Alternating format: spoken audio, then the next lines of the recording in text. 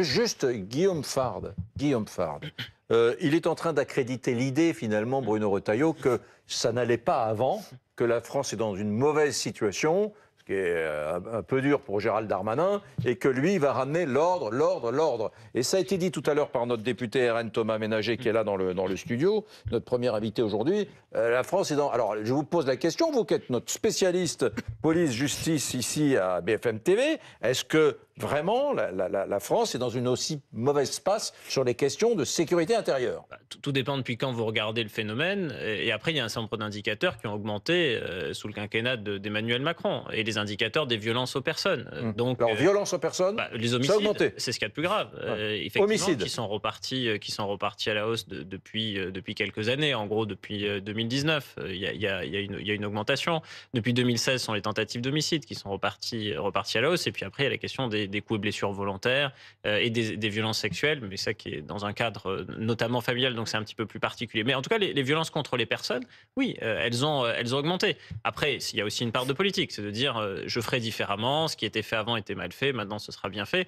Ordre. Bon, il faut aussi rappeler que le ministère de l'Intérieur, puisque Bruno Retailleau semble attaché aux traditions, au poids de l'histoire, c'est aussi le ministère de la liberté publique. Donc il faut avancer sur deux jambes, pas complètement exclure les libertés publiques, qui sont quand même au fondement de la création du ministère de l'Intérieur, qui d'ailleurs, à certaines époques, pouvait s'appeler ministère de l'Intérieur et des libertés publiques. Ça dit aussi quelque chose. Puis après, vous pouvez faire de grandes déclarations. Vous disiez en préambule, esbrouf. Mais ce qui va compter, ce sont des sujets très techniques, très austères, mais très concrets et budgétaires.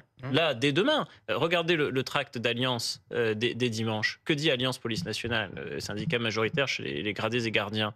Il vous dit, mais on vous attend sur le budget dont vous allez nous créditer là, maintenant. Deux exemples très simples. Grand commissariat de Marseille. Le projet immobilier est arrêté, gelé, plus de crédit, alors que c'était une grande promesse. Puis deuxième exemple très concret, le renouvellement des véhicules neufs pour la gendarmerie nationale. Vous voulez rétablir l'ordre avec des voitures qui ne roulent pas? Le budget est à 0 pour cette année 2024, 0.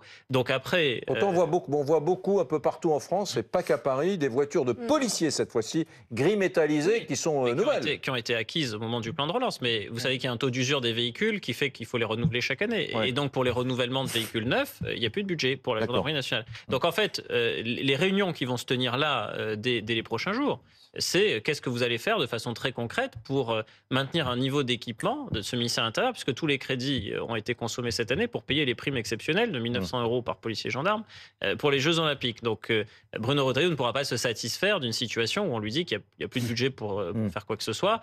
S'il est volontariste, on peut le créditer du fait qu'il l'a dit ce matin, il faudra que budgétairement ça suive. Des moments difficiles. Une chose importante d'ailleurs, Éric Brunet, Guillaume Fard, il racontait ces deux policiers qui ont été blessés par des tirs de mortier d'artifice, qui n'avaient pas de taser, dont on a beaucoup parlé ces derniers temps. Ces tasers qui parfois se sont révélés déterminants lors d'interventions très compliquées. D'ailleurs, aujourd'hui, on dit pistolet d'impulsion électrique, parce que taser, c'est une marque, et puis ça n'est pas le seul fournisseur. C'est une arme qu'on utilise sur habilitation, donc il faut avoir été formé à cela. Et après, tous les policiers ne le sont pas, et tous ne sont pas équipés. Après, dans certaines situations, effectivement, c'est particulièrement utile, y compris en matière de lutte contre le terrorisme. Le meurtrier Dominique Bernard le 13 octobre dernier, c'est au taser qu'il est neutralisé après avoir commis un attentat terroriste. Donc c'est une arme qui, dans la gradation des moyens employés, compte, effectivement. Oui. Mais c'est une question de formation, c'est pas une question, c'est pas parce que ce commissariat n'en disposait pas. Non, c'est pas au niveau du commissariat, c'est au niveau des effectifs.